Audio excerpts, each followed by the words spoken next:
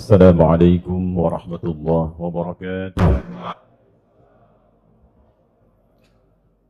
الحمد لله الذي ألف بين قلوبنا فأصبحنا بنعمته إخوانا، والصلاة والسلام على رسول الله الذي باقتداء سنته الشريفة أصبحنا للمتقين إماما، فصلوات الله عليه وسلامه التام وعلى آله وصحبه وذريته وأمته إلى يوم الميعاد الذي أمامه وبعد. Yang kita hormati seluruh keluarga besar pengurus baik di yayasan ataupun Masjid Pondok Indah, kami doakan mudah-mudahan senantiasa istiqamah dalam merawat dan memakmurkan amanat yang Allah titipkan ini, dan semoga melahirkan jariah di kemudian hari insyaallah. Jemaah sekalian yang saya muliakan tanpa kecuali, ikhwan dan akhwat, bapak dan ibu yang hadir di kesempatan tabligh akbar kajian duha ini, semoga kehadiran kita di masjid ini bersumber dari taufik Allah Subhanahu wa taala, sehingga dengan taufik itu mampu merubah kita sepulang dari pengajian ini menjadi lebih baik dalam pandangan Allah Subhanahu wa taala. Dan bahasan kita insyaallah hari ini kita akan mengulas sesuai tema strategi menyongsong Ramadan. Baik teman-teman, Bapak Ibu sekalian, kita akan mulai dulu dari sisi historis mengapa ada puasa Ramadan. Itu dulu. Supaya pemahaman kita menjadi lebih komprehensif, lebih luas, dan memahami hikmah dari tuntunan agama. Jadi dalam syariat Islam itu, semua unsur ibadah itu nanti ada 5 turunan. Berapa turunan? 5. Nah, saya perhatikan rata-rata di umat sekarang itu dari 5 cuma dapat 2. Dan 5 ini nanti jadi sesuatu yang sangat menarik. Rukun Islam berapa? Sholat 5 waktu berapa? Tuh, kan saya sebut 5 kan? Ya. Nah, nanti pokoknya juga 5. Jadi setiap kita menunaikan sholat harus terpastikan 5 aspek itu dapat. Zakat nanti pilarnya 5. Demikian sampai ke haji. 5 ini pun ada sejarahnya. Dulu Nabi Ibrahim dan Nabi Ismail alaihi wassalam ketika berdoa kepada Allah memohon agar Rasul yang terakhir yang sudah viral di kalangan Nabi. Jadi Nabi Muhammad SAW itu namanya sudah viral, menjadi komitmen setiap Nabi dan Rasul yang akan bertugas di bumi. Jadi setiap akan memulai tugasnya ada perjanjian dulu. Semua Nabi dan Rasul itu harus mengambil komitmen untuk meneruskan atau menginfokkan risalah Nabi Muhammad SAW, dan kalau semasa dengan beliau mesti menguatkannya. Keduanya memohon kepada Allah. Ya, di Quran surah ketiga Ali Imran ayat 96 sampai 97 itu. Inna awwala baitin wudi'a lin-nasi lalladzi bi Bakkah mubarakah. Ya, rumah pertama yang dibangunkan untuk manusia itu adalah Ka'bah yang terletak di Mekah yang penuh berkah itu. Maka satu-satunya Nabi dan Rasul yang lahir dekat Ka'bah itu cuma Nabi Muhammad SAW. Nanti doa keduanya ada di Quran surah kedua Al-Baqarah di ayat 129. Ya, paling kiri sebelah atas di mushaf. Rabbana wab'ats fihim rasulam minhum. Ya Allah, mohon nanti utus seorang rasul yang mulia itu, yang istimewa itu, spesial lahirnya dari kalangan masyarakat yang akan tumbuh dekat Ka'bah ini. Kemudian dia datang membawa 4 misi. Yatslu alaihim ayatika, 1, membawa ayat. Makanya ketika diberikan wahyu nanti Al-Quran disebut ayat isinya.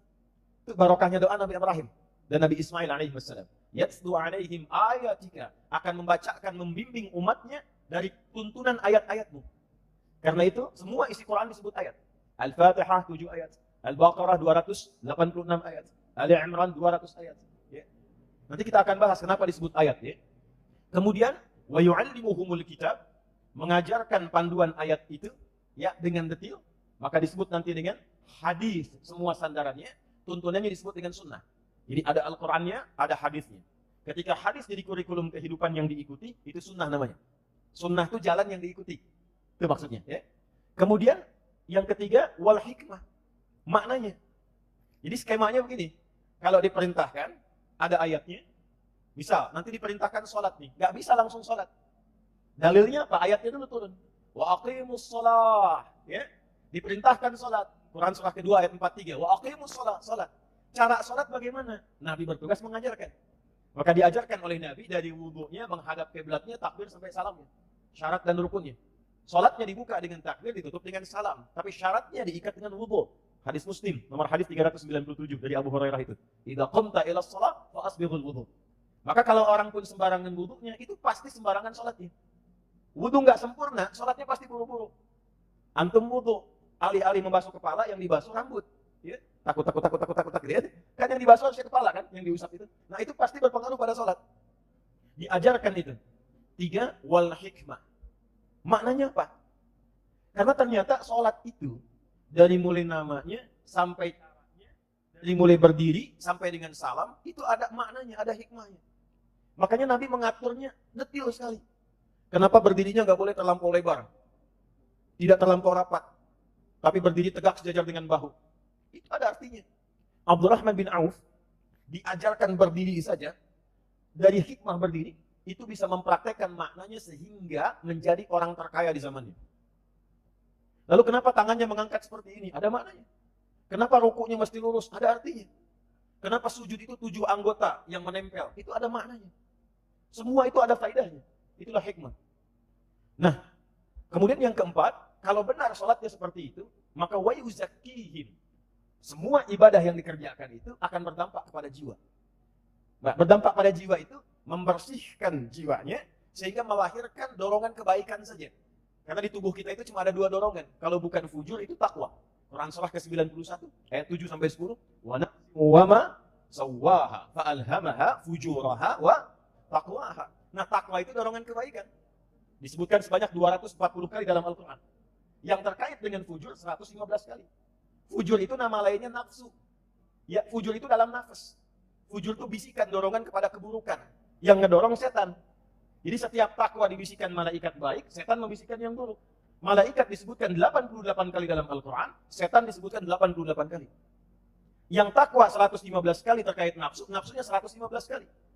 Jadi ketika adzan berkumandang, Allahu Akbar, Allahu Akbar, kata takwa bisikan malaikat, cepat sudah adzan. Begitu la ilaha illallah, kata setan lewat nafsu, baru adzan, belum qomat. Itu amarah bisu. Jadi dia fujur senantiasa memerintahkan pada yang buruk. Ini, ambil yang ini, tinggalkan yang itu. Kata khatib, ambil yang baiknya, tinggalkan yang buruknya. Terus sendal paling baik tuh yang gitu tuh. Yang buruk tinggalkan. Nafsu. Ya, jadi amarah, fujur, nafas. Dari nafas ketemu su. Ketika jadi perbuatan disebut su namanya. Nafas ketemu su, jadi nafsu. Itu Quran surah ke-12. Yusuf di ayat ke-53. Wa ma ubarri'u nafsi innan nafsa la ammaratum bisu illa ma rahima rabbi. Lawannya takwa. Jadi kalau kita mampu menunaikan ibadah dengan benar, itu ada dampak ke jiwa. Yang pertama ketenangan dulu. Jadi sebelum yang buruknya hilang, tenang dulu. Jadi dengan tenang itu orang bisa berpikir dengan jernih. Coba kalau antum nggak percaya ya, kalau sedang gelisah, cari aja satu di antara sekian banyak formula ibadah. Kerjakan. Kalau benar mengerjakannya, yang pertama didapatkan pasti ketenangan. Baca Quran ibadah nggak? Ibadah. Antum sedang gelisah, ada masalah, daripada bikin status di media sosial yang tidak menyelesaikan persoalan, lebih baik antum ambil wudhu, ngadep kiblat, buka mushaf, itu baru buka sudah tenang hati. Dan menariknya kadang-kadang buka acak ketemu suratnya sesuai dengan masalah kita. Itu menariknya tuh. Nah, ketika tenang itulah hati terjadi perubahan. Sudah mulai bisa menerima, sudah mulai bisa berikhtiar dengan baik, itulah tazkiyah namanya. Tazkiyah. Makanya sebelum menunaikan sholat, Nabi itu ditazkiyahin dulu. Itu ditemukan di hadis Muslim, itu peristiwa Isra Mi'raj tuh.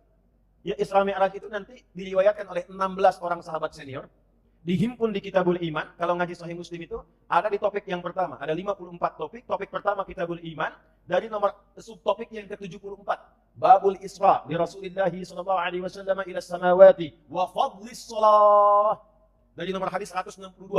Imam Muslim menerima dari Syaiban Az-Zaruf menerima dari Hamad bin Salamah menerima dari Thabit Al-Bunani menerima dari Anas bin Malik radhiyallahu ta'ala anhu. Anas bin Malik menerima dari Rasulullah sallallahu alaihi wasallam. Muhammad bin Abdullah bin Abdul Muttalib bin Hashim bin Abdul Manaf bin Qusay bin Murrah bin Kilab bin Ka'ab bin Ghalib bin Fihr bin Malik bin Nadar bin Kinana bin Khuzaimah bin Mudrika bin Ilyas bin Mudar bin Ma'ad bin Adnan bin Adli bin Adri bin Muqawwam bin Nahur bin Tarikh bin Ya'rab bin Yasjuk bin Nabit bin Ismail alaihi salam bin Ibrahim alaihi salam bin Adhar atau bin Nahur bin Abil bin Kinan bin Arfakhshad bin Sam bin Nuh alaihi salam bin Mikhlail bin Matushala bin Kinan bin Anwas bin Sis bin Adam alaihi salam. Coba ulangi. Nah, itu hadis Isra-nya. Kata Nabi, utitu bil buraq. Ya, saya didatangkan dengan burak dari kata barakun. Al-Baqarah ayat 20. Yakadul baraqu yakhtafu absarahum. Jadi maksudnya itu tunggangan dengan kecepatan cahaya.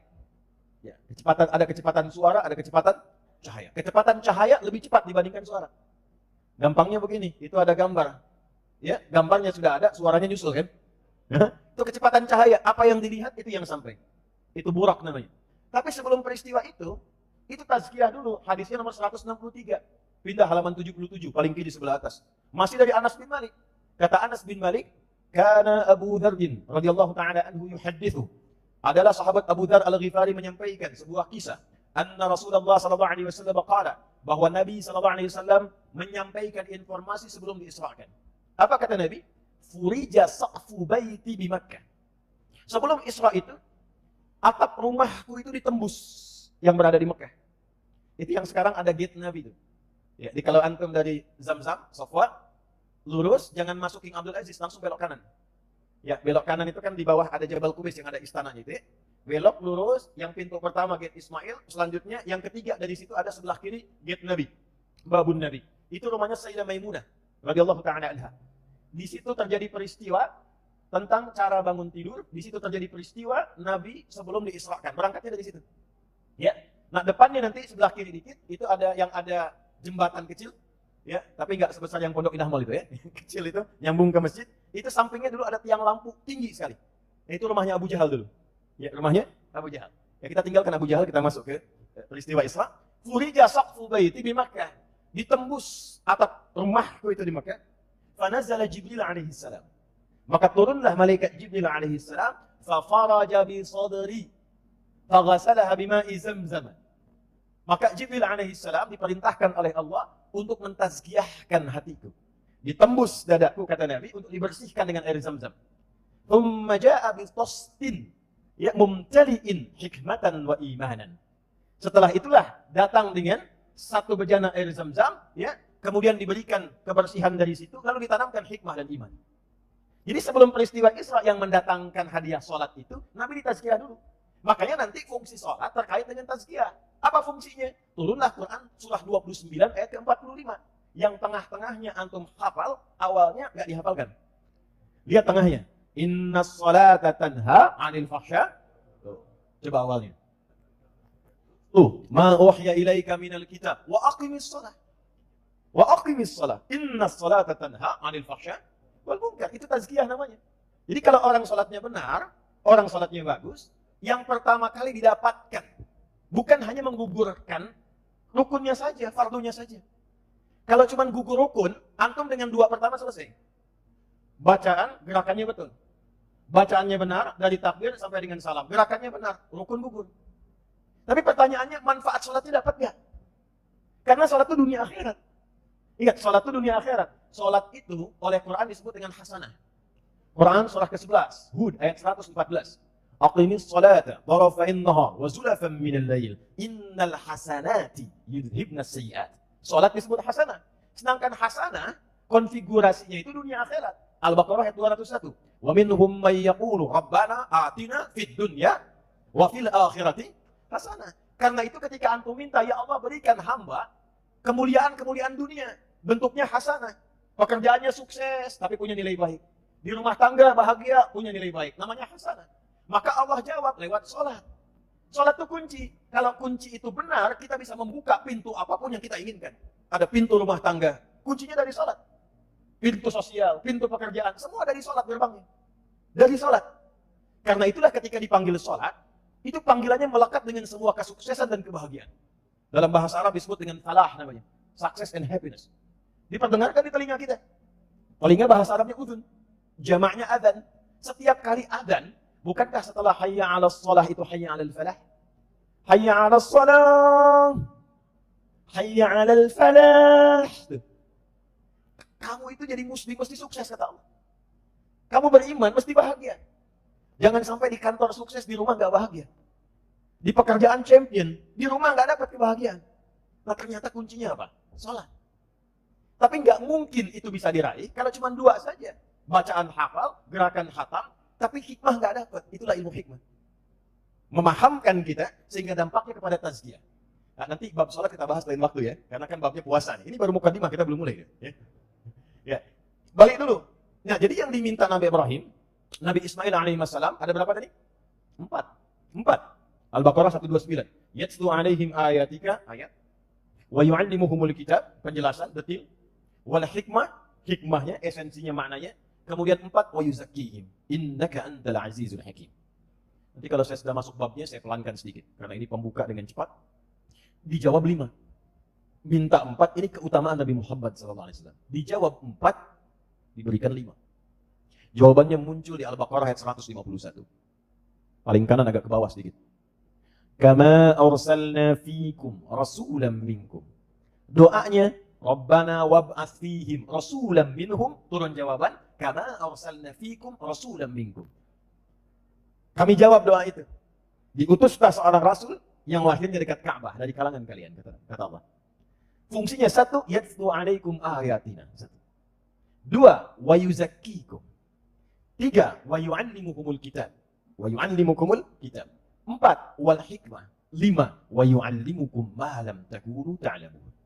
Minta 4, dijawab 5. Nabi Muhammad itu luar biasa, Masya Allah sallallahu alaihi wasallam. Nabi Musa mau datang ke Firaun. Firaun itu kan bukan sekedar galak, tapi kejam. Kejam. Saya nggak suka dengan model rambut itu. Tolong pisahkan kepala dari badannya. Bukan nyukur, potong kepalanya. Itu Firaun. Karena itu Nabi Musa ketika akan datang ke Firaun, minta kepada Allah dilapangkan dulu hatinya. Supaya kalau dicaci dimaki nggak cepat tersinggung. Sebab kalau Nabi tersinggung berdoa, doanya kabul, selesai. Maka minta kepada Allah, doa dilapangkan hati. Ini yang di surat Thaha itu. Rabbi syrahli wa yassirli wahlul 'uqdatam yafqahu. Perhatikan ya. Kita lihat komparasi Nabi Musa dengan Nabi Muhammad SAW. Nabi Musa berdoa dikabulkan oleh Allah. Rabbi syrahli. Nabi Muhammad nggak minta turun ayat. Alam nashrah laka sadrak. Nabi Musa, Rabbi syrahli sadri. Nabi Muhammad, alam nashrah laka sadrak. Nabi Musa minta, wa yassirli amri, dikabul. Nabi Muhammad nggak minta turun ayat. Wa nuyassiruka lil yusra. Itu keutamaannya. Nabi Ibrahim, Nabi Ismail berdoa untuk Nabi Muhammad, minta 4, jawaban dari Allah 5. Dan 5 inilah pilar-pilar kita dalam memahami setiap tuntunan syariat. Maka di sholat kalau kita akan riset, yang kelima akan ditemukan. Yang 4 kan berakhir. Yang kelimanya apa? Akan ditemukan pengetahuan baru. Wa yu'allimukum ma lam takunu ta'lamun. Jadi kalau antum riset di semua bidang, misal antum ada yang di bidang kedokteran, antum ada yang di bidang misalnya fisiologi, ada yang di biologi. Itu setiap disiplin ilmu kalau mempelajari tentang sholat pasti akan mendapatkan bab yang baru. Silahkan cek. Dari segi kesehatan, kenapa rukuk begini? Apa manfaatnya terhadap otot? Kenapa sujudnya harus 7 bagian anggota nempel? Apa manfaatnya terhadap peredaran darah sehingga berkumpul kembali kemudian di otak, diputar kembali ke jantung? Kenapa tangan saat sujudnya nggak boleh nempel ke sini? Ya, itu ada semua dari faktornya. Dan itu akan selalu menemukan pengetahuan yang baru. Nah, yang ingin saya sampaikan, membaca syariat itu begitu. Sekarang kita akan mengaji tentang puasa, maka landasan mengkaji itu kalau ingin komprehensif, dasarnya yang 5 ini. 1 ayatnya apa? Untuk menemukan dalil. 2 baru bicara caranya. 3 hikmahnya. 4 dampak puasa pada perubahan jiwa. Dan itu ada babnya. Yang 5, pengetahuan baru apa yang ditemukan dalam puasa yang kita bisa praktekkan dalam kehidupan. Ini pokoknya. Dan ini mukaddimahnya. Baru kemudian kita mulai kajian kita insya Allah. Kita ada waktu 1 jam ke depan. Saya hanya dibatasi sampai setengah 10 di sini. Ya, bukan panitianya, bukan. Ya, karena ada 1 saudara yang meninggal dunia. Kita jam 10 bergerak, jadi setengah jam kita bisa diskusi. Setelah itu saya pamit. Kita kembali. Bismillahirrahmanirrahim. Kita mulai dari pilar yang pertama, ayatnya. Mengapa kita puasa? Pelan-pelan ya. Kalau ibadah, apalagi yang formal, yang ditanya dalilnya. Jelas ya? Yang ditanya apa? Dalilnya. Dan perintah. Ya. Jadi yang ditanya perintah, bukan larangan. Kalau larangan gak akan ditemukan. Coba cari larangan sholat subuh 3 rakaat. Cari larangan sholat subuh 3 rakaat. Gak akan ditemukan. Ya, sampai kiamat kurang 2 hari gak akan ditemukan. Ya, sehari lagi kita sadar. Kenapa? Karena untuk ibadah itu yang dicari bukan larangan, tapi perintahnya. Dalil. Sebaliknya dunia, itu kebalik. Yang dicari larangannya. Supaya memudahkan kita beraktivitas. Jadi jangan tanya dalil. Saya pengen jus alpukat, apa dalilnya? Susah kalau begitu. Jadi dunia itu semua boleh, kecuali yang dilarang. Itu aja. Makanya ayat larangan di Quran itu cuma 300, kurang lebih 313. Semuanya tuh 6.236 ayat, teman-teman. Ya. Dan ibadah itu yang pakai dalil, sholat saja, sholat. Maaf ya, saya tanya nih, berapa waktu tadi sholat? 5 waktu. Dari 5 waktu ini paling khusyuk sekali sholat, berapa menit? 5 menit ya. 5 kali 5 berapa? 25 menit. Kalau konsisten seperti itu, ada yang menghitung secara statistik, menghitung. Jadi ketika dihitung, kalau orang 5 menit saja khusyuk, 5 kali dalam sehari 25 menit, berarti dalam setahun, dihitung itu dia hanya menunaikan 1 pekan saja. Seminggu. Ya, seminggu. Sisanya Allah berikan kesempatan, silakan. Bangun, makmurkan, beraktivitas. Itu pun kadang-kadang masih belum optimal. Ya, maka kembali yang ditanya dalil. Kita mulai sekarang, kita ingin bahas tentang puasa, apa dalilnya, apa ayatnya, dan apa yang melatar belakangi ayat ini diturunkan.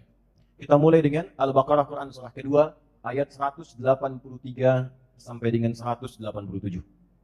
Saya ulang, Quran surah kedua Al-Baqarah, saya pelankan dan saya ritmenya mulai atur agak lambat. Quran surah kedua Al-Baqarah, ayat 183 sampai 187. Satu paket ya, jadi bukan satu ayat saja, satu paket. Kisahnya dimulai, ke Yathrib yang kelak menjadi Al-Madinah Al-Munawwarah. Setelah menunaikan tugas di Mekah, menyampaikan pokok-pokok tauhid dan bab awal salat, sebanyak kurang lebih 13 tahun. Dakwah yang optimalnya 10 tahun, 3 tahunnya itu masa-masa persiapan. Jadi Nabi 3 ke 4 tahun itu masa pembekalan. Belum dakwah terbuka. Ya, ini risalah ya, maaf ya, pada para ustadz, kiai, para pengajar dan sebagainya. Dimanapun akan ditempatkan, maka dalam Islam itu nggak boleh langsung ngajar, harus menguasai materinya dulu, ilmunya dulu. Ya, makanya turunnya surah Al-Mudaththir itu, ya teman-teman sekalian, turunnya Al-Mudaththir itu kan didahului dengan 3 tahun sebelumnya. Allah mengajarkan dulu kepada Nabi. Ya, ajarkan dulu, setelah Iqra kan diajarkan dulu. Ya, tambahkan, setelah berselimut pengetahuan, berselimut dengan rahmat Allah yang siap untuk disampaikan. Al-Muzammil, ya, itu seakar nanti dari kata zamil. Zamil itu teman. Muzammil itu orang yang menjadikan selimut sebagai temannya. Ya, supaya mendapatkan kenyamanan dalam tidur. Biasanya kan fungsi selimut itu 2. Ya. Satu memberikan kenyamanan saat tidur, yang kedua berlindung saat merasakan ketakutan kan? Ya, masih ingat kalau anak-anak itu sedang berlindung dikejar-kejar, dia sembunyi di balik selimut kan? Ya kan? Nah, itu kalau ada orang berlindung di balik selimut untuk menutupi kegelisahan atau ingin menjadikannya nyaman, maka dia disebut dengan muzammil namanya. Jelas? Ada orang yang Masya Allah kerjaannya begitu padat, berangkat gelap, pulang gelap, siangnya sibuk dengan dunia, malamnya capek tidur, sampai nggak sempat bangun, sholat apa adanya, cita-cita masuk surga, surganya surga Firdaus bersama Nabi lagi. Maka turunlah surah Al-Muzammil. Ya ayyuhal muzammil. Hei orang yang sedang nikmat tidur dengan selimut itu. Qumil laila illa qalila. Bangun dong malam walaupun cuma sedikit. Ya, katanya pengen ke surga. Ini kisah disampaikan, ini memang ke Nabi, cuman pemaknaannya beda dengan kita umatnya. Kalau ke Nabi maknanya lain nanti. Ini untuk diajarkan kepada kita umatnya. Dari mana taunya kepada kita umatnya? Saat nanti masuk di ayat yang ke-6 dan ke-7. Inna nasyi'atal laili hiya asyaddu waqtan wa aqwamu qila. Kalau kamu bangun malam ini, malam kamu bangun, itu panggilan ke hatinya kuat, sentuhan ke jiwa kuat, doa pun khusyuk. Sehingga harapan-harapan kamu mudah aku kabulkan, kata Allah. Kamu ini bagaimana? Pengen sukses, pengen mudah. Kamu tahu aku yang punya kemudahan. Aku yang punya kesuksesan dunia akhirat. Sekarang aku panggil kamu nggak bangun. Tapi innalaka fin nahari sabhan tawila. Tapi anehnya, kamu itu kalau siang sibuk banget. Begitu capek mengejar dunia. Malam-malam tertidur pulas, punya teman selimut. Cita-cita masuk surga. Itu Muzammil namanya. Mudaththir beda. Sudah berilmu, sudah bertutup. Itu makanya dari kata dithar. Dithar itu selimut dari makna hakiki. Yang kedua, selimut dari pengetahuan atau wawasan yang menyelimuti. Makanya ketika surahnya turun, itu perintahnya dakwah. Ya ayyuhal muddaththir. Hai yang tengah berselimut. Bisa diartikan real, bisa diartikan selimut pengetahuan atau sesuatu yang telah punya bekal. Qum fa'anzir. Wa rabbaka fakabbir. Wa thiyabaka fatahhir. Wa rujza fahjur. Wa la tamnun tastakthir. Wa li rabbika fasbir. Nah, itu gambarannya. Nah, kita kembalikan teman-teman sekalian ke dalil. Jadi ketika Nabi tuntas di Mekah, agak pelan, kurang lebih 13 tahun, 3 ke 4 tahun masa pembekalan, 10 tahun setelah itu, masa dakwah terbuka, tauhid, menanamkan akidah yang kuat. Pada saat itu pesertanya nggak banyak. Murid Nabi itu yang kurang lebih as-sabiqunal awwalun cuma 40 orang. Tapi perhatikan baik-baik. 40 ini, kemanapun mereka berpijak, setiap orang ya, itu selalu membuka wilayahnya menjadi muslim dan sukses. Setiap orang dari 40 ini. Ya, mau dia jadi panglima, jadi diplomat, jadi pedagang, jadi apapun, sukses. Dan nggak tanggung, berada di puncaknya. Makanya teman-teman kalau ngaji itu keluarkan fikih Mekah. Fikih Mekah itu landasan kesuksesan. Profesi apapun antum. Ya. Nanti para ulama sudah membuat bab di situ dalam kitab hadis mereka. Agak cepat. Maka setelah selesai itu, datang peristiwa Isra Mi'raj, diberikan pembekalan sholat, hijrah. Sampai di Yathrib, ternyata lihat orang-orang Yahudi itu, mereka puasa. Pelan-pelan ya. Mereka puasa di hari ke-10. Ya. Di hari ke-berapa? 10. Di bulan Al-Muharram. Maka mereka mengenalnya dengan puasa Ashura. Puasa apa? Ashura. Kalau orang Arab mengaitkannya dengan kata Ashura, hari ke-10. Dan mereka ketika dikonfirmasi mengatakan ini puasanya kami sebagai warisan dari Nabi Musa alaihissalam, sebagai syukur kepada Allah. Karena di momen itu dibebaskan Bani Israel, dibimbing Nabi Musa dari kejaran Firaun. Maka sebagai syukur kepada Allah, mereka puasa. Nah Bapak Ibu, teman-teman, para Nabi itu begitu, syukurnya dengan puasa. Atau singkatnya meningkatkan amal soleh. Pokoknya kalau mereka dapat nikmat, cara mensyukurinya meningkatkan amal soleh. Naik lagi. Naik lagi. Contoh, Nabi itu setiap datang miladnya, ulang tahunnya, maka beliau syukuri dengan puasa. Dengan ibadah. Ya, dengan ibadah. Ini menarik nih. Makanya ketika Nabi puasa ditanya oleh sahabat, ya Rasulullah, kenapa engkau puasa hari Senin ini? Kata Nabi, hadza yauma wulidtu. Ini hari aku dilahirkan. Dan itu nanti ada hikmahnya. Contoh lagi, ya. Ketika Nabi turun ayat, teman-teman, yang menjamin surganya. Inna a'tainakal. Ketika mendapatkan anugerah besar itu, Nabi bukan mendiamkan diri. Alhamdulillah sudah dapat surga. Tidak.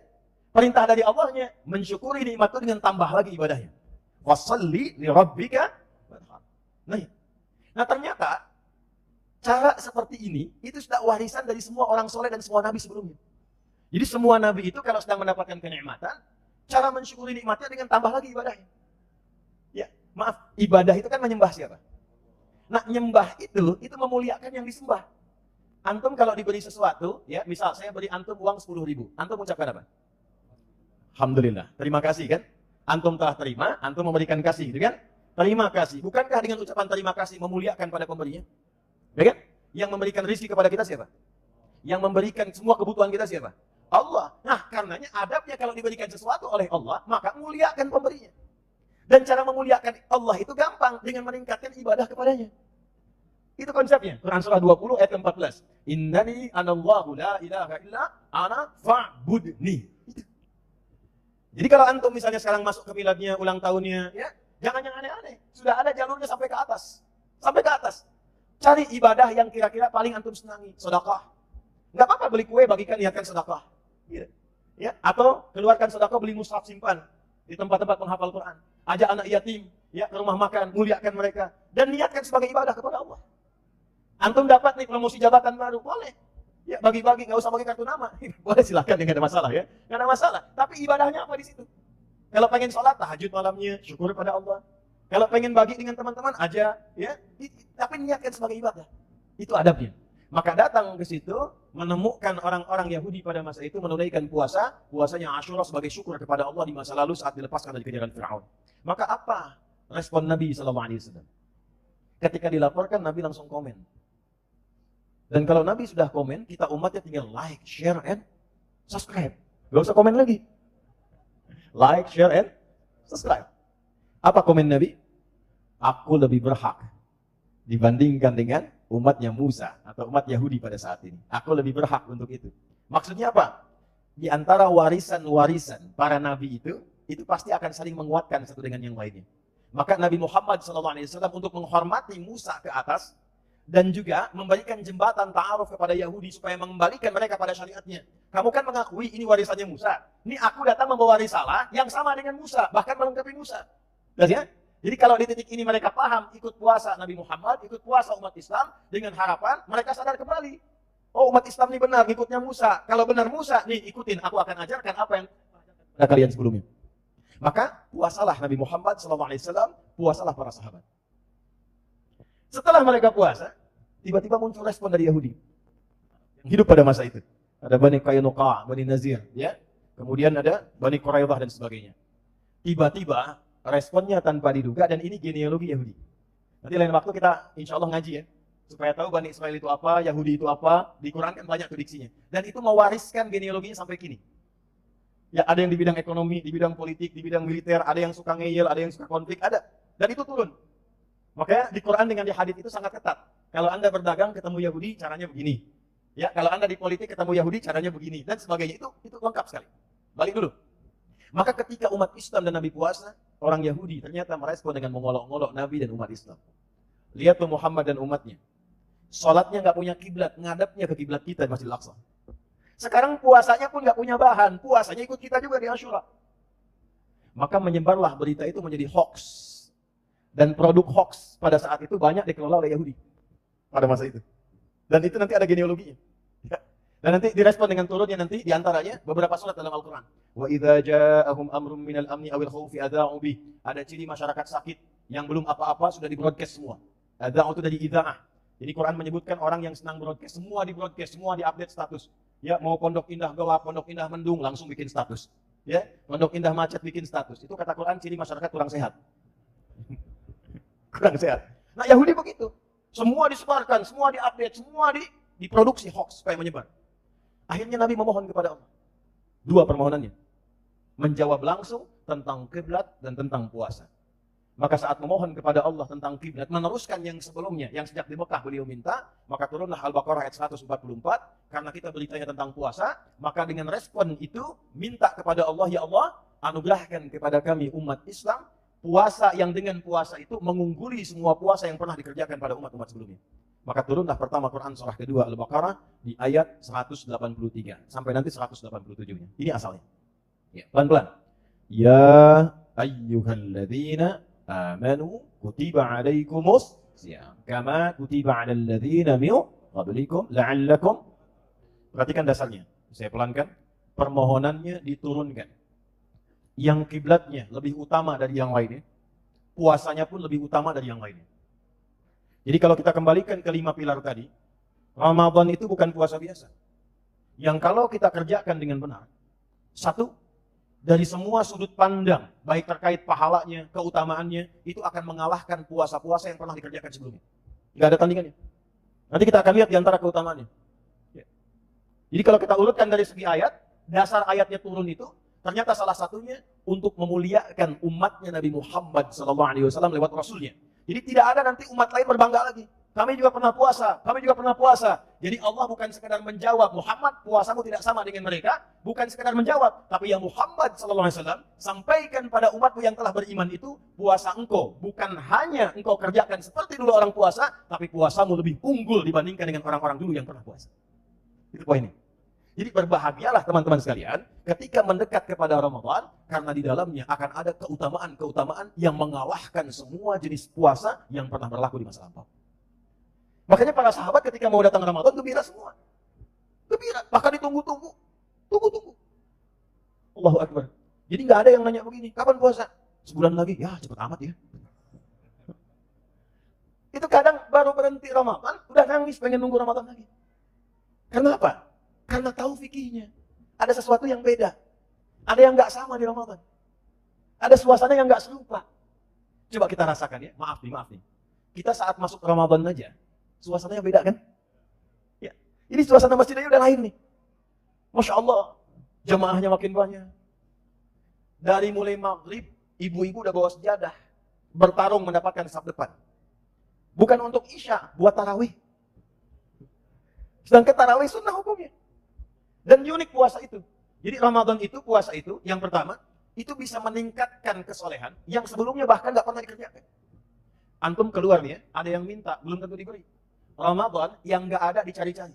Berapa fakirnya, berapa miskinnya, berapa anak yatim sekitaran sini. Ramadan. Sholat fardu kadang terlambat. Ramadan ketinggalan sunnah, gelisah. Tarawih sunnah kan? Antum ketinggalan gelisah. Gelisah. Dan hebatnya Ramadan, ya, dan nanti turunan puasa lagi, itu bisa menghambat seseorang berbuat maksiat. Seorang pemarah pun akan libur marahnya saat puasa. Ini ada orang dikit-dikit marah, Masya Allah. Dia puasa, bukanya jam 6. Jam 6 kurang seperempat, ada yang provokasi. Dia diem aja begini. Istrinya bilang, kok nggak balas? ntar aja habis maghrib. Bisa tahan tuh. Dan bisa menghentikan maksiat. Koruptor tuh bisa libur dulu korupsi tuh. Ya, pencuri bisa nggak mencuri. Ya. Pembohong bisa nggak bohong. Tumben nggak bohong, takut batal. Itu puasa. Itu Ramadan. Suasana indah. Dan berkahnya apa? Kalau dulu orang Yahudi puasa untuk sendirinya saja. Makan sendiri, minum sendiri, pakaian sendiri. Umat Islam tidak. Begitu Ramadan, yang jual kolaknya bisa non-muslim. Lihat.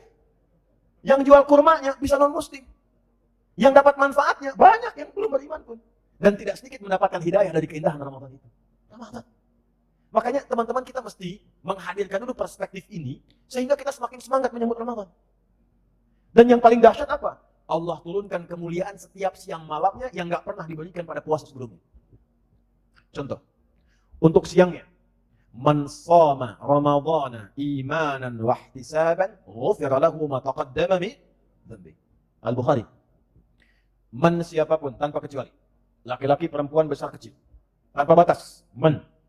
Jadi tolong kalau saya kurang sepakat dengan terjemahan barang siapa. Itu di terjemahan Musab masih ada terjemahan barang siapa ya.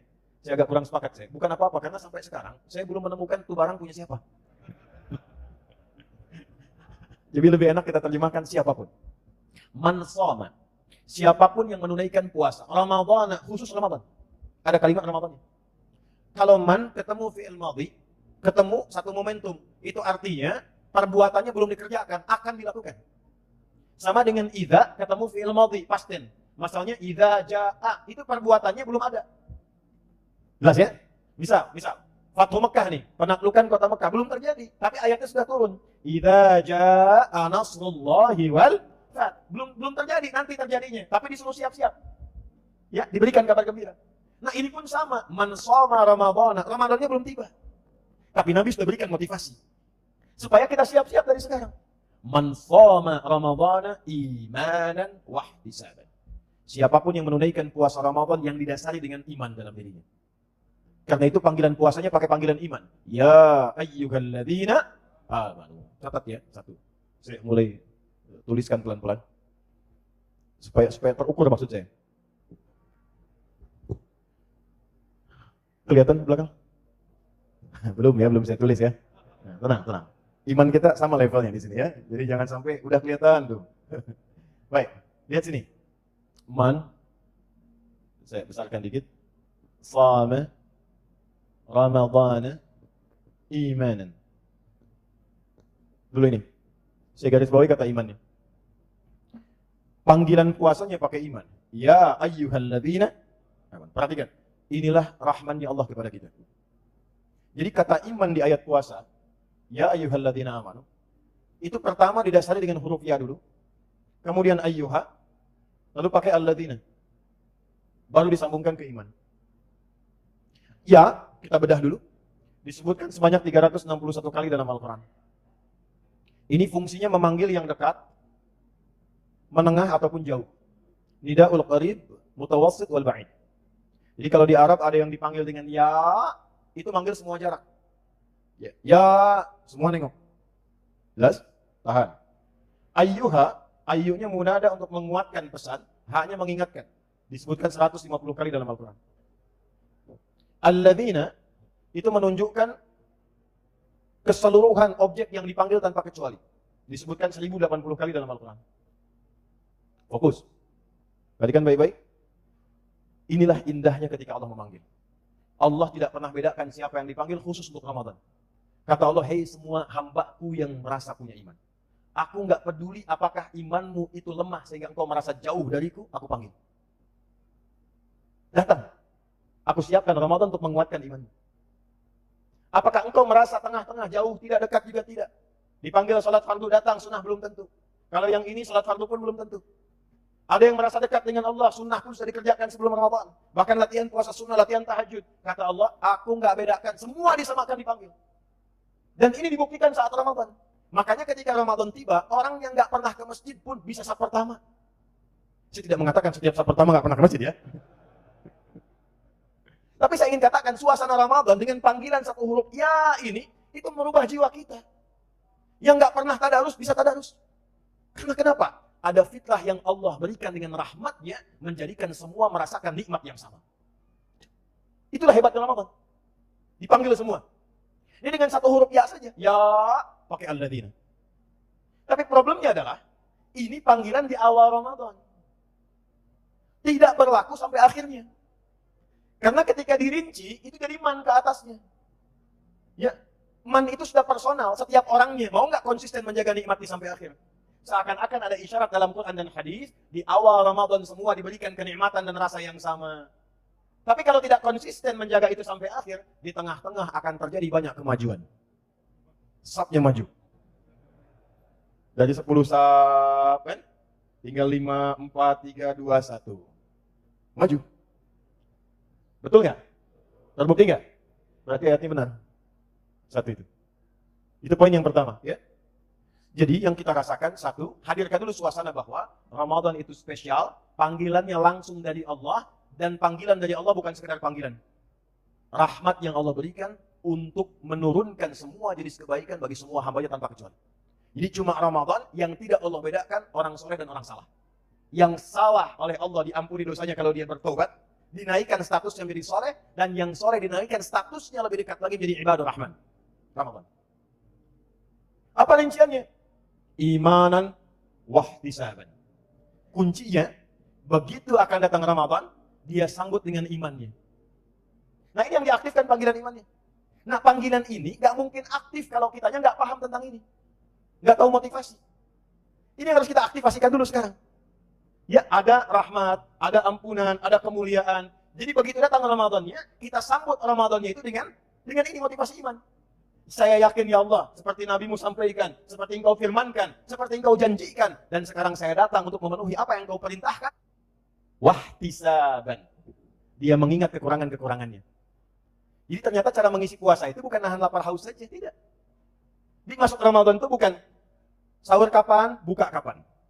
Ya, sehingga jadwal imsak itu ya jadi jadwal sholat kan. Ya, padahal jadwal imsak itu kan jadwal agenda puasa kan. Nah, ibadahnya jadwal imsak itu. Puasa yang diingin, satu bimakna muhasabah, flashback ke belakang, melihat kekurangan-kekurangan kita sebelum Ramadan, ada potensi rahmat Allah berupa ampunan tanpa batas, dirinci kekurangan itu, ditaubatinlah saat Ramadan. Jadi begitu sedang puasa sambil tobat. Ya, dampaknya gampang, gini prakteknya. Antum ke kantor, lewat jalan nih kan, setiap jalan itu, yang biasa dilalui. Pernah berbuat maksiat apa di jalan itu? Pernah marah pada orang, kelaksonin orang dan sebagainya. Itu setiap tempat yang dipijak sampai tiba mengerjakan sesuatu, ingat-ingat, ada salah istighfar. Itu ihtisab namanya. Ada satu orang alim, syekh, ini kisah nyata. Punya muridnya banyak, menempuh perjalanan. Tiba-tiba di satu jalan, syekh ini yang biasanya kuat, paling kuat di antara semuanya, jatuh pingsan. Jatuh pingsan. Muridnya semua nunggu, begitu bangun, ditanya syekh mau bikin. Kenapa syekh? Biasanya kan ada kuat. Kata syekhnya, saya begitu memijak tempat saya sekarang. Maksiat seorang alim itu gimana sih? Karena menyadari setiap tempat yang dipijak itu akan bersaksi di hadapan Arjulum bima kanu. Itu baru tubuh. Nah, yang dipijak itu bersaksi di hadapan Allah. Perhatikan, selanjutnya akan bersaksi di hadapan maksiat pun bersaksi juga. Kalau ada yang si fulan mengenakan saya pesan yang baru-baru pada 30 tahun.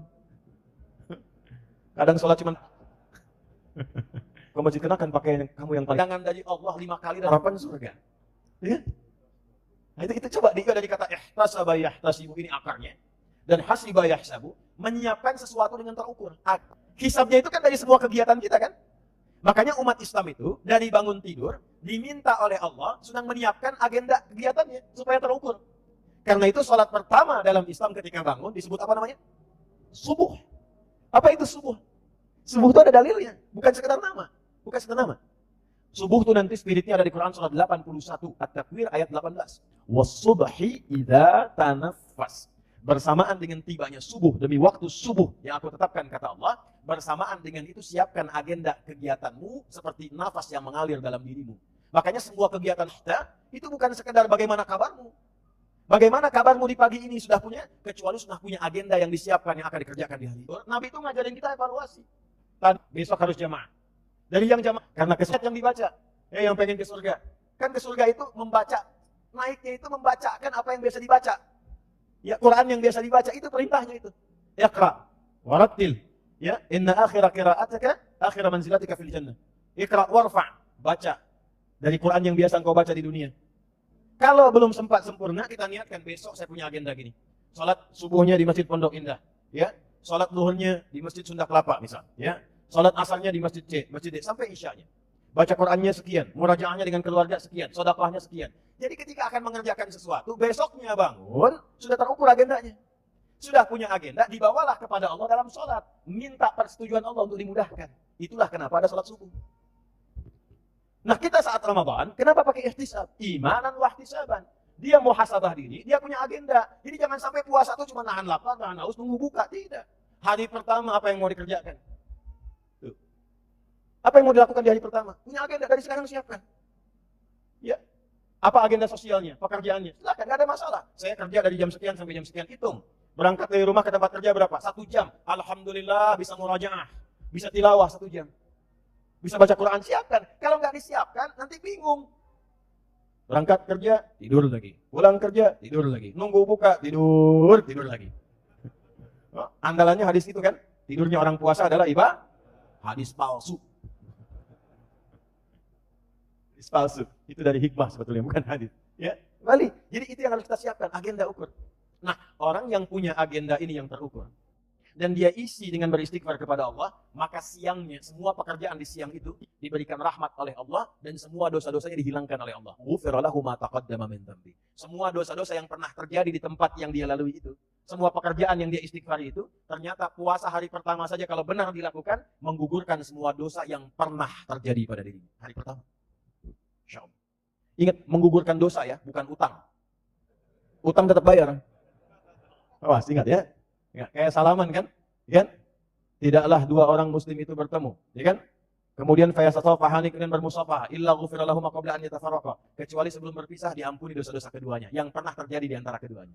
Dosa bukan utang, ya. Itu kalau musafah itu dari kata tasafu itu yang melapangkan hati. Jadi salamannya sambil lapang hatinya. Bukan salaman satu nengok sini satu sini. Bukan. Nah, ini pun sama, Ramadan hari pertama menggugurkan semua dosa. Di mana di masa lalu ada puasa yang dikerjakan, dosa semua gugur, nggak ada.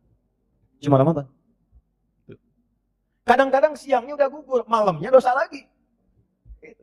Mau di mana nih? Pondok Indah. Siapa imamnya? Ustadz Bulan. Panjang tuh. Tahun lalu aja belum apa-apa udah Yasin bacaannya. Emang tuh Ustadz nggak tahu jamaahnya tuh, nggak pernah lihat kali itu imam ya. Belum sholat udah gibah. Udah gibah tuh. Ya. Turun lagi hadis yang kedua. Man qoma. Yang awal soma, yang kedua qama. Man qama ramadhana imanan wa ihtisaban, ghufira lahu ma taqaddama min dhanbi. Siapa yang malamnya bangun salat, tarawih maksudnya. Ya, makanya saat tarawih diajarkan oleh Nabi doa kepada Sayyidah Aisyah. Ya, saat duduk 2 rakaat, duduk, diam, diajarkan doa. Allahumma innaka afuwwun tuhibbul afwa. Ya, itu minta ampunan. Ya Allah, mungkin dalam salat tadi ada yang salah. Ada pikiran yang enggak bagus. Mohon ampuni ya Allah kalau salah dan berbuat dosa. Diampunin lagi, cuma Ramadan. Siang malamnya ada dosa, gugur. Hilang semua. Ya. Hilang semua. Itu cuma Ramadan. Jadi memang kita mesti serius menyambut Ramadan ini dan mengukur diri. Sekarang usia berapa? Ya rata-rata lah. 40 tahun ke atas lah ya. 30-40 tahun. Lihat sini. Nih. Kita ambil begini saja. Ambil 40 tahun misalnya. Usia pokok yang disebutkan dalam Al-Quran surah 46 ayat 15. Maaf, izin bertanya ya. Dari 40 tahun ini, selama hidup, yang dipakai tidur berapa tahun? Ya ambil risetnya ya, ambil riset setengahnya lah gitu ya. Ini kan gabungan, tidur malam, tidur siang, dan sebagainya, dan dari kecilnya. Ambil setengahnya, berarti 20 tahun. Udah, pelan-pelan. Dari 20 tahun ini yang dipakai ibadah berapa tahun? Di samping dunianya, jalan-jalan, kerja, ini itu. Yang jadi ibadah berapa tahun? Ya nggak usah terlalu pesimis, ambil setengahnya, 10 tahun lah ya. 10 tahun. Ambil, kita akumulasikan sholatnya, misalnya zakatnya, bakti orang tuanya 10 tahun. Nah, di antara ibadah 10 tahun ini, yang ikhlas berapa tahun? Kan yang diterima itu yang ikhlas kan? Wa ma umiru illa liya'budullaha mukhlishina. Quran surah 98 ayat 5. Yang ikhlas berapa tahun? Ambil setengahnya ya, 5 tahun. 5 tahun. Usia 40 tahun, amalan potensialnya cuma 5 tahun. Nah, dari 5 tahun ini, maaf, dosanya berapa tahun? Kan rumusnya ibadah nutupin dosa kan? Amal soleh nutupin yang salah. Di hadis Muslim kan begitu. Tu'khadhu hadza min hasanati wa hadza min hasanati. saat dihisab itu, amal soleh langsung nutupin yang salah. Nah kata Nabi ada orang sholat, cuman senang juga membicarakan orang. Wasyatama hadza, ya pulang sholat, membicarakan orang, kadang nggak tanggung imam yang dibicarakan, kayak tadi misalnya. Ya, itu langsung transfer pahala ke imam. Ya, atau kadang terbalik, imam ngerjain makmum, pengen menunjukkan lama padahal cepat. Ghairil maghdubi alaihim waladdallin. Amin. Siap. Yasin. Makmum udah begini tuh, Yasin. Allahu Akbar. Nah, udah ya. Ya kan? Belakang udah nggak usah tuh, kirain mau disempurnain gitu kan. Sama juga tuh. Ya, imam juga mesti hati-hati tuh, sama juga begitu. Jadi sholat tuh pokoknya unik deh, babnya unik sekali. Nah ini, kalau terjadi demikian, ini menyempurnakan di sini. Pindah. Secara singkat beginilah. Secara singkat, gak usah terlalu pesimis. Usia 40 tahun, modal 5 tahun, cita-citanya surga Firdaus. Ya. Siapa yang pengen ke surga Firdaus? Oh, udah mulai menurun tuh saya. Ya kan? Pengen ke surga Firdaus bersama Nabi, ya kan? Tempat tertinggi ya, modal 5 tahun. Itu pun harus nutup yang salah dulu. Nah sekarang kan kita harus berpikir cerdas. Katanya sama Allah, ya Allah, nggak nutup nih.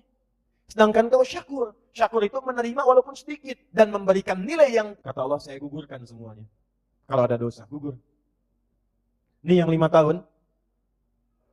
Inna anzalnahu fi wa ma adraka ma Lailatul Qadri khairum min 1000 bulan itu kalau dikonversi kurang lebih 83 tahun. 3 tahun usianya tapi dapat malam ini lebih daripada itu. Itu singkatnya. Jadi kalau huruf bacanya nun, meninggal. Pas di malam ini itu baca hasanat. Siapa yang baca 1 huruf dari kitab Allah dapat 10 kebaikan. Ini 10 kali terima, mau kita nggak siapkan dari sekarang sampai turun ke mimbar Nabi untuk jadi 3 gundakan, 1, 2, 3. Tinggi dari jamaahnya supaya kelihatan.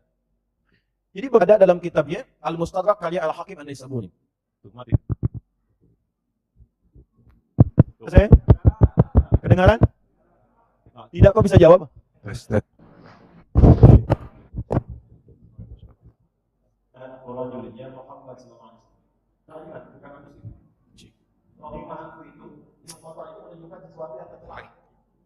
Jadi dialog sih dulu Belanda. Mereka dari petinggi Belanda, dia seorang keponakannya perempuan berzina dengan, maka dipraktekkan, dibawa kemudian untuk dihukum. Si prajuritnya dibawa, ya. Maka untuk ditunjukkan bahwa ini perbuatan salah di depan orang banyak, itu dilorengin dulu, dibelangin pakai arang hidungnya, dibelangin. Maka disebutlah dari situ hidung belang. Asalnya dari situ. Ini bukan utak-atik ya. Ya, jadi dikasih arang hidungnya untuk menunjukkan kehinaan. Ya. Maka disebutlah hidung belang. Ya, hidung belang kan sekarang menyebarkan hidung belang yang cari-cari yang kaget ya. Nah, kembali. Nah, itu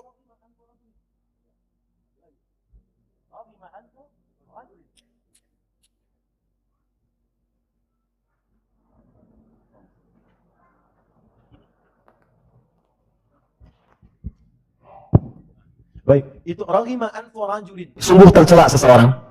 Liman adraka Ramadan falam yughfar lahu. Yang sudah Allah anugerahkan sampai ke Ramadan, tapi tak memanfaatkan momen itu untuk memohon ampunan kepada Allah sehingga Allah mengampuninya. Maaf Bapak Ibu, saya sejak pulang dari Libya sampai sekarang, itu setiap menjelang Ramadan saya tunggu bulan Rajab, bulan Sya'ban. Hampir rata-rata ada orang baik meninggal.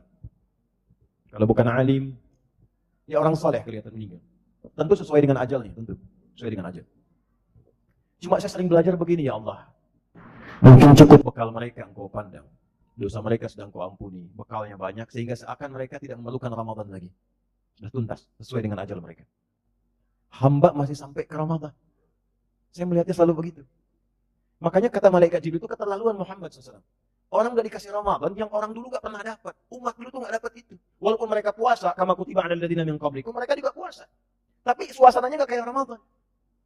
Kata malaikat Jibril langsung turun. Keterlaluan Muhammad SAW. Terhina seorang hamba, jauh dari Allah. Karena redaksi lainnya bu'dan. Jauh dari Allah tuh. Orang yang udah dikasih Ramadan gak dimanfaatkan. Sampai gak mampu diampuni. Sehari gak minta ampun, kiranya wajar. 2 hari dipertanyakan. 30 hari dikasih, gak minta juga. Berapa hari lagi harus dikasih? Kalau dengan diberikan Ramadan, Anda belum menengadahkan tangan untuk bertobat, dengan cara apa lagi Allah mengampuni dosa Anda? Dengan cara apa lagi Allah mengampuni?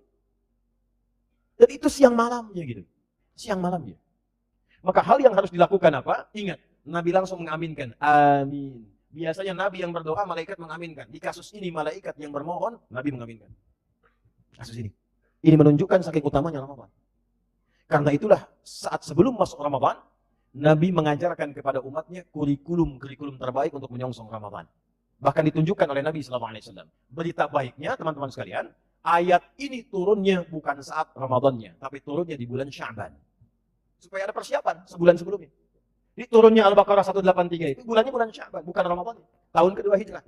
Kenapa turunnya sebulan sebelumnya? Untuk menyiapkan diri, saking pentingnya Ramadan, siap-siap dulu sebelumnya. Supaya bisa menerima dengan lapang. Ya. Sesuatu yang lapang, yang nyaman, yang siap menerima siapapun dan apapun yang datang, itu dalam bahasa Arab kata kerjanya disebut dengan rahaba. Sifatnya disebut dengan marhaban. Kalau ada tamu datang kepada kita, kita katakan, orang Arab datang kita katakan marhaban. Artinya kita sudah lapang, silahkan, anggap seperti rumah sendiri, silahkan nikmati, nazaltum ahlan wa halaltum sahlan. Ahlan wa sahlan singkatannya. Ya. Nazaltum ahlan, engkau datang seperti keluarga, anggap rumah sendiri. Silahkan nikmati makanan, nyapu, ngepel. Itu bukan kalimat yang cuma dimunculkan pakai tulisan, harus pakai hati. Nulis marhaban, hatinya udah siap belum? Udah lapang belum? Karena itu kita berusaha melarap kata, disinilah muncul kata tarahib Ramadan. Tarahib itu asalnya upaya melapangkan hati dan jiwa supaya siap menerima ketika Ramadan datang. Kita katakan, ya Allah, hamba siap marhaban. Diperintahkan apa? Hamba kerjakan. Tarawih engkau, siap ya Allah. Baca Quran, siap ya Allah. Puasa, siap ya Allah. Itulah marhaban.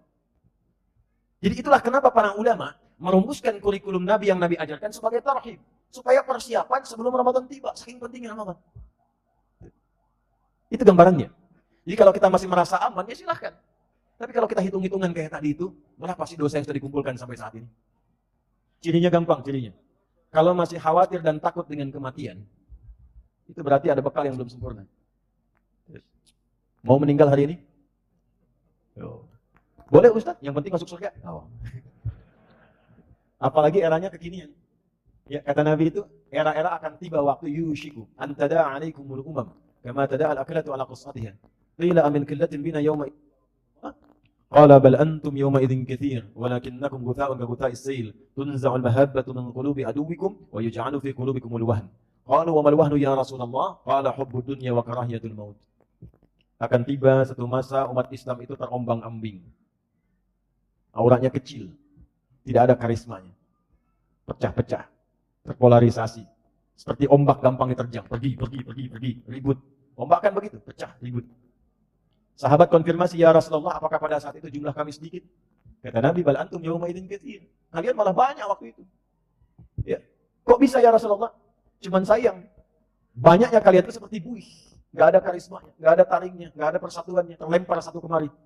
Ya, dipermainkan, dikotak-kotakkan. Ya, seperti satu binatang atau semut mempermainkan makanan-makanan, dibawa sana, bawa sini, bawa. Lihat semut ya. Kalau melihat gula ada makanan, kan dibawa menyebar sana sini kan? Ya, seperti itulah. Sehingga orang gak segan lagi dengan orang Islam. Dulu orang segan disebut Muslim itu Masya Allah. Ibnu Khaldun itu punya kitab namanya Muqaddimah. Ya, bagaimana beliau gambarkan, itu dulu orang Islam itu saking majunya, semua ditiru. Sampai Ibnu Khaldun bikin pernyataan tesisnya, manusia itu cenderung meniru yang dikaguminya. Dulu orang Islam dikagumi. Antum kalau lihat Eropa di abad ke-19 bahkan di 18 ke bawah, itu pakai kerudung. Pakai jilbab. Ya, karena kenapa? Yang berperadaban itu orang Islam. Jadi memakai kerudung itu menjadi manusia yang berperadaban. Gaulnya itu kalau bisa pakai kerudung, itu kebanggaannya. Laki-lakinya banyak pakai gamis. Kenapa? Karena sekolahnya pada ke Andalusia, ke Cordoba, ditiru itu pakaiannya. Ditiru kebiasaannya. Coba lihat ratu-ratu zaman dulu itu. Lihat potretnya saat naik kuda, pakai kerudung. Kehormatannya ada. Kenapa? Karena yang dikagumi, yang diunggulkan, yang jadi contoh umat Islam pada masa itu. Ya. Umat Islam. Jadi hukum Ibnu Khaldun yang dikagumi itu yang ketemunya bukan assalamualaikum lagi, hanya masuk. Ya itu budaya, perilakunya begitu. Nah akan tiba kata Nabi, perilaku umat Islam itu seperti itu. Lihat ini pengen begitu, lihat rambut dicat pengen dicat, padahal masih kekurangan cat tuh. Ya. Lihat ditindik pengen ditindik, dilubangin pengen dilubangin. Padahal di tempatnya sana asal mula dilubangin itu asalnya homo. Kalau dua, homo satu sudah pakai homo yang lain. Asalnya begitu. Itu di tempat asal. Dan di sana pun sudah gelisah, sudah nggak nyaman. Nah sekarang kenapa terjadi demikian? Wahan kata Rasulullah. Nah itu masalahnya. Apa itu wahan? hubbud dunya. Ukurannya semua dunia. Standarnya dunia. Standar status sosial yang terhormat itu bukan akhlak lagi. Bukan amal soleh lagi. Bukan kemuliaan lagi. Siapa yang rumahnya paling mewah, kendaraannya paling banyak, jabatannya paling tinggi. Standarnya sudah begitu. Ukurannya sudah tabungannya ada berapa. Followernya berapa. Ya, update-nya bagaimana. Sudah seperti itu. Sehingga ketika dunia dicari, akhirat lupa. Begitu lupa dengan akhirat, gak siap pulang. Akhirnya meninggal takut. Padahal meninggal itu kan gerbangnya mudik kan. Ya kan? Mudik kembali kepada Allah. Kita tuh cuma numpang sebentar di sini. Tempat kita itu bukan di sini. Tempat kita tuh di akhirat, bukan di sini. Makanya kita tinggalkan. Nah tinggal itu mudik. Mudik itu ke tempat pulang. Tempat pulang itu disebut ma'ad namanya. Ma'ad. Innal ladzi farada 'alaikal Qur'ana laradduka ila ma'ad. Tempat pulang. Ada waktunya disebut mi'ad. Innallaha la yukhliful mi'ad. Pulang disebut dengan Id. Makanya tiap tahun kita diajarin spirit Id, pulang mudik. Dahsyatnya di Indonesia diartikan Id itu belajar miniaturnya mudik ke tempat kembali. Dan saat mudik itu nggak mungkin mudik kalau nggak punya bekal. Nggak mungkin. Saya pernah tanya seseorang, Pak kenapa nggak mudik? Nggak ada bekal. Sayang, aku pulang ya. Waduh, unik-unik tuh. Luarnya kelihatan seperti biskuit, dalamnya ranggit. Itu semua disiapkan. Dan yang berangkat karena punya bekal, coba lihat kalau pulang dia kan nggak pulang. Ayyatuhan nafsul, hei jiwa yang ibadah, nggak siap pulang. Nggak siap pulang. Nah, Ramadan melatih kita untuk mengembalikan pada fitrah itu lagi, supaya tenang. Makanya pertama kali diberikan saat Ramadan itu ketenangan dulu. Coba lihat antum saat Ramadan, makin tenang kan? Makin nyaman ibadah. Oke, sekarang kita masuk ke puncaknya. Pertanyaan besarnya sekarang kita bagian akhir. Apa yang Nabi ajarkan kepada kita untuk memasuki Ramadan dalam suasana tarahib ini, melapangkan hati supaya siap mendapatkan Ramadan dengan segala kemuliaan-kemuliaannya. Itu kita akan bahas di pertemuan berikutnya di Tanah Kusir pada minggu yang pertama, insya Allah. Karena waktu materi saya sudah selesai, lebih 7 menit. Ya, nanti bahasan berikutnya kurikulum Ramadan Nabi Sallallahu Alaihi Wasallam. Baik, kita bahas pertanyaan dulu, sejenak. Bismillah. Kalau bertanya jangan panjang-panjang ya, intinya aja apa supaya mudah untuk disampaikan. Assalamualaikum warahmatullahi wabarakatuh. Assalamualaikum warahmatullahi wabarakatuh, Ustaz. Semoga diberikan taufik. Semoga Anda diberikan yang lebih baik. Izin bertanya Ustaz, mohon nasihatnya untuk saya yang akan menikah pada akhir Februari nanti. Alhamdulillah. Alhamdulillah. Rangkaian ta'aruf, nazar, khitbah insyaallah sesuai sunnah telah saya lalui. Namun setelah menikah nanti kami akan terpisah atau dipisahkan karena tempat kami bekerja. Akhwatnya di kota A dan ikhwannya di kota B. Namun ikhwannya mempunyai planning bahwa setiap 2 minggu sekali bertemu pada akhir pekan. Oh, ini anak muda nih. Mohon doanya dan nasihatnya Ustaz untuk kami yang menjalani LDM, long distance marriage.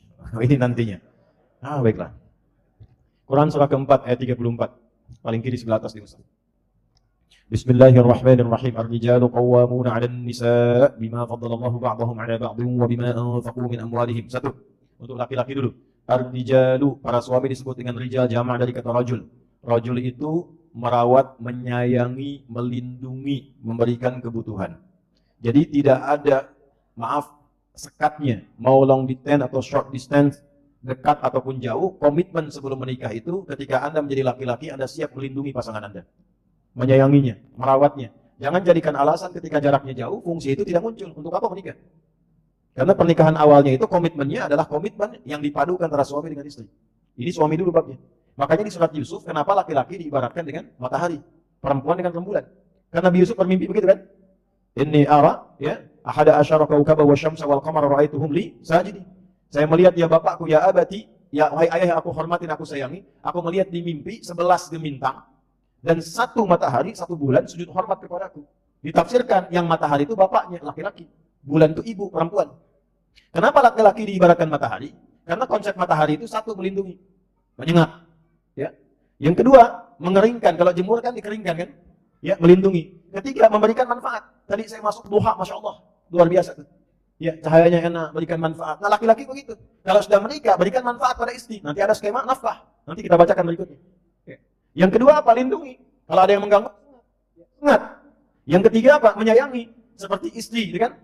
Mencuci kering pakaiannya oleh matahari. Ya, perempuan juga istri kalau sedang sedih, ada air mata di pipinya, keringkan oleh suami. Datang, berikan kasih sayang. Istri sedih, suami yang senangkan. Assalamualaikum mama, Masya Allah. Kok cantiknya? Ada putih-putihnya. Ada hadiah. Oh, iPhone 14. Langsung hilang air matanya. Nah gitu. Nah, perempuan seperti bulan nanti kita bahas. Ya, perempuan yang rembulan, tampil indah, menyenangkan, kalau dipandang enak dilihat, membahagiakan seperti Sayyidah Khadijah. Suami pulang capek dari kantor, lihat wajah istrinya setengah capeknya hilang. Bisa nggak begitu tuh? Ya, pulang ke rumah lihat lagi tambah capek gitu kan? Ya, setengah capek hilang rembulan. Dan jangan dibalik. Ini istri yang jadi matahari, laki-laki yang jadi rembulan. Nah, ini kadang sering terjadi gitu ya, hal demikian tidak. Konsepnya tempatnya. Jadi satu yang tadi yang pertama, komitmen itu. Walaupun Anda katakan jaraknya jauh, komitmen itu dibangun. Yang kedua, jauh pergi itu untuk nafkah, bukan untuk bepergian. Wa bima anfaqu min amwalihim. Aku berikan perangkat kepada suami itu, laki-laki itu untuk buat mencari nafkah. Beda nafkah dengan kerja biasa itu beda. Nafkah itu pencarian yang semua hasilnya Allah cukupkan untuk semua anggota keluarga. Kalau perempuan, istri, nggak ada kewajiban nafkah. Jadi kalaupun menyalurkan bakat, dia bekerja, misalnya menyalurkan bakat. Perawat, dokter perempuan, bidan. Kan yang mengandung perempuan, masa yang periksa laki-laki? Ya boleh jadi perawat silakan, jadi guru silakan. Untuk perempuan. Tapi bukan nafkah. Dia menyalurkan bakat. Ada kerja di situ. Jadi apa yang didapatkan tidak akan mencukupi kebutuhan rumah tangga. Selalu akan kurang walaupun banyak. Dan potensial, kalau dipahami nafkah, potensial terjadi perselisihan. Tapi kalau potensialnya itu kita turunkan, ya, menjadi sesuatu yang lebih baik, suaminya mencari nafkah, perempuan yang menyalurkan bakat, nggak akan ada konflik-konflik yang dimaksudkan. Yang ada nanti akan saling menyempurnakan. Itu bedanya nafkah dengan pekerjaan biasa. Sebaliknya, saya teruskan. Jadi kalau nanti walaupun ini long distance atau suami ada tugas ke jauh dan sebagainya, niatkan untuk ibadah. Untuk nafkah, untuk melindungi, membawa yang lebih baik. Dan diplanningkan supaya ke depan, komunikasi tetap terjaga, update tetap ada, dan dari situ mencari pekerjaan-pekerjaan yang menyatukan kemudian hari. Itu potensinya. Satu ya. Karena nanti gini, kalaupun ditinggal, nanti pelajaran surat Yusuf mengajarkan ketika pasangan meninggalkan satunya, setan masuk. Itu biasa itu. Antum pimpinan di perusahaan kan, misal di kantor tuh punya sekretaris. Antum laki-laki, sekretarisnya laki-laki perempuan. Umumnya perempuan. Ya, dengan sekretaris biasanya lebih lama dibandingkan dengan istri. Ruangan lebih dekat, meninggalkan rumah 8 jam, 12 jam. Dengan istri ketemunya di mana? Terbatas. Istri di dapur, antum ruang tengah. Istri di kamar, kadang-kadang antum lagi baca. Tapi di kantor, sekretaris terus di situ. Itulah kenapa nanti di surat Yusuf ketika suami meninggalkan istrinya tinggal, ya, dan ada Nabi Yusuf di situ, maka ada potensial-potensial terjadi. Dan itu penting perlindungan kepada Allah. Nanti ada di Quran surah ke-12 ayat 53-nya. Yang istri apa perannya? Fassalihatu qanitatun. Satu, taat pada amanah suami yang baik-baik. Kata suami, "Mah, nanti kalau aku tinggal nanti, ya, insya Allah, ujian aja, Ustazah Fulan, siap Bapak. Jilbab jangan dilepas ya, siap. Aku tinggal menghafal Quran ya, nanti kalau aku pulang kita sama-sama murojaah, siapa ya? Insya Allah. Di 2 pekan pulang tuh, insya Allah targetnya ini juz amma, juz 30. Nanti begitu pulang murojaah sama-sama, suami jadi imam, istri jadi makmum, berdoa bareng-bareng, jadi semuanya indah. Ketika video call, amma yatasaalun, ani naba'il azim, enggak begitu juga ya. Ya baca pakai tajwid ya. Ketika tidak senang bersamanya. Kehormatan dijaga. Jaga. Jangan sampai disimpan anaknya tetapi kepemilikannya masih punya orang tua tersebut. Apakah boleh anaknya menggunakan uang itu untuk membayar zakat orang tuanya tanpa meminta izin dulu? Mengingat orang tua itu merasa berat membayar zakat dan setiap diingatkan responnya selalu negatif dari pembicaraan. Pertama, Quran surah ke-16 ayat 125. A'udzu billahi minasyaitonir rajim. Bismillahirrahmanirrahim. Ud'u ila sabili rabbika bil hikmah wal mau'izatil hasanah wajadilhum billati hiya ahsan. Jika ada orang yang belum paham, belum mengerti ketentuan Allah, maka pahamkan dengan hikmah dulu. Apalagi kalau levelnya di atas. Jangan masuk lewat nasihat. Karena orang di atas itu biasanya jarang ingin menerima nasihat. Ya, inginnya memberi nasihat. Jadi kalaupun masuk, gak langsung diterima. Ya, makanya apa yang harus dilakukan? Yang dilakukan dicontohkan langsung dalam kisah Nabi Musa alaihi salam, yaitu berdoa kepada Allah Subhanahu wa taala untuk melembutkan hatinya. Jadi kalau ada yang keras, doa dulu supaya lembut. Kalau keras ketemu keras, pecah nantinya. Orang Arab mengatakan al-hadidu bil hadidi yuflahu. Batu ketemu batu, pecah nantinya. Maka apa yang dilakukan? Bangun di waktu-waktu mustajab. Dan di tempat-tempat yang mustajab. Kayak sekarang nih, di majelis ilmu. Berdoa. Mohon kepada Allah untuk melembutkan hati ayahanda. Hati ibunda. Bangun tahajud. Ya. Kalau perlu nanti bisa ikut. Misalnya di samping ibu, ikut tidur sama-sama. Malamnya bangun tahajud. Lalu berdoa kepada Allah. Gak usah kasih tahu orang tua. Berdoa aja minta. Ya Allah, sayangi ayahku, sayangi ibuku. Ya Allah, bertanya. Muliakan kami, ringankan hisab kami di akhirat nanti. Minta dengan tulus, dengan mohon pada Allah. Ya Allah, berikan kesempatan untuk berbakti dalam kebaikan. Terima kasih Engkau mengizinkan kami sholat. Ya Allah, jangan jadikan harta kami dari orang tua menjadi beban yang memperlambat kami ke surga. Jangan jadikan beban yang menghinakan kami di dunia. Ya Allah, ringankan kami untuk beribadah kepadamu lewat zakat. Minta sekali, gak usah bilang orang tua. Sekali, 2 kali, 3 kali, insya Allah dalam waktu-waktu tertentu melembut hatinya walaupun Anda tidak menyampaikan kata-kata itu langsung kepadanya. Ini pernah ada kasus sering saya sampaikan, saya balik ya, kasusnya terbalik. Ini anak diminta sholat oleh ibunya nggak mau. Capek. Ini kisah nyata. Saya sering sampaikan berulang-ulang. Datang kepada kami konsultasi. Ibunya sudah halu.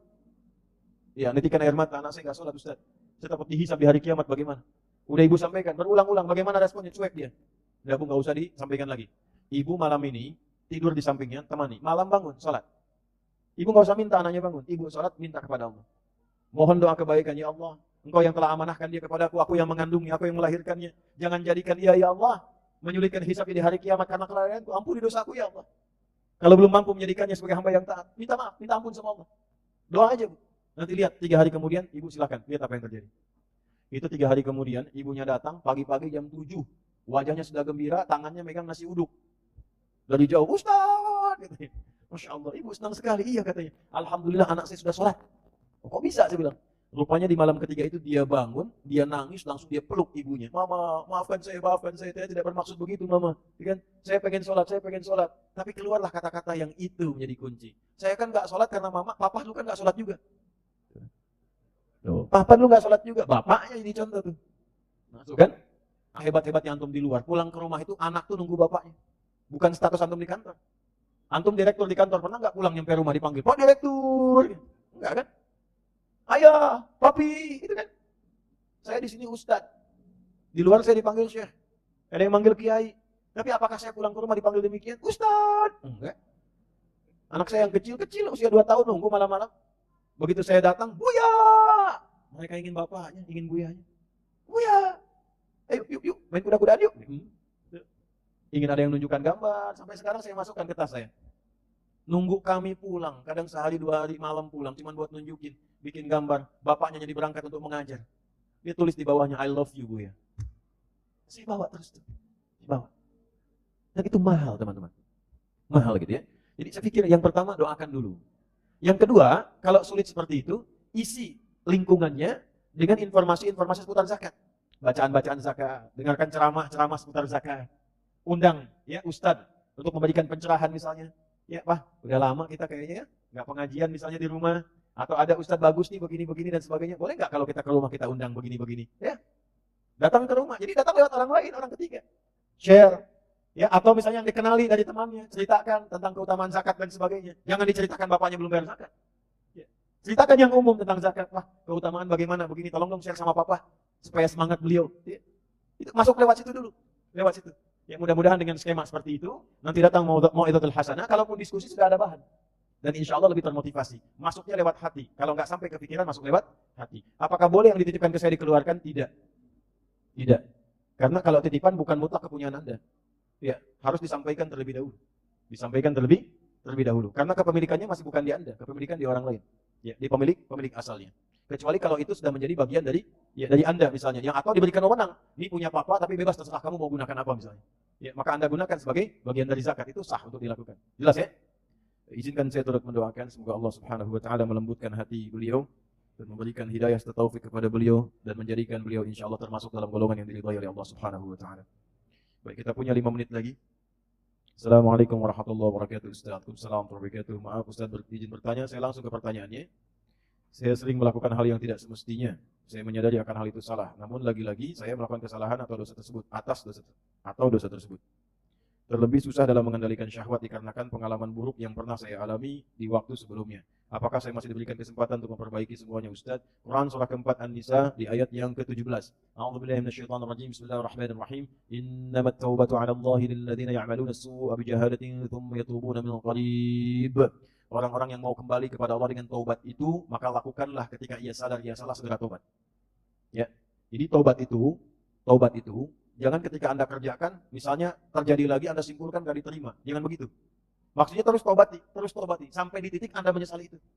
Jangan berhenti. Ya. Makanya disebutnya dengan tawab. Allahnya menerima tawab, hambanya menghadap tawab. Jamaknya tawabin. Nah, orang yang terus begitu dicintai oleh Allah. Dalilnya mana? Quran surah kedua Al-Baqarah di ayat ke-222. 222. Ya. Innallaha yuhibbut tawwabin. Innallaha yuhibbut tawwabin. Allah sangat mencintai orang-orang yang terus bertobat. Salah, taubatin lagi. Salah, taubatin lagi. Salah, taubatin lagi. Sampai kita merasakan titik jenuh dalam bermaksiat dan kembali kepada taubat. Nah, bagaimana mendorong supaya kuat pengaruh taubatnya? 1. Kata para ulama mengatakan, ketika Anda terdorong berbuat maksiat karena dorongan syahwat itu, bayangkan saat itu diwafatkan oleh Allah. Itu cara menghentikannya. Ya. Ada dorongan syahwat nih. Ya. Ketika akan terpikir untuk melakukan, bayangkan, rasakan bagaimana kalau diwafatkan saat itu. Itu akan menghentikan seketika. Ya, seketika itu akan berhenti. Nah, setelah itu bagaimana? Cari suhbatus sholihin, bergaul dengan orang soleh. Yang menghindari lingkungan tadi. Ya, kalau tayangan, hilangkan tayangannya, ganti dengan yang baik-baik. Bacaan, mulai hilangkan yang buruk, ganti dengan yang baik. Untuk menemukan itu, bergaul dengan orang soleh. Lihat, Anda pelajar di kampus, cari orang soleh. Ya, temani dia terus. Temani, supaya mendapatkan bagian dari kesolehannya. Setelah itu, latihan selanjutnya yang pertama, sholat. Karena sholat itu kuncinya. Inna sholat tanha anil fahsya'i wal. Nah, syahwat itu munculnya dari fahsya.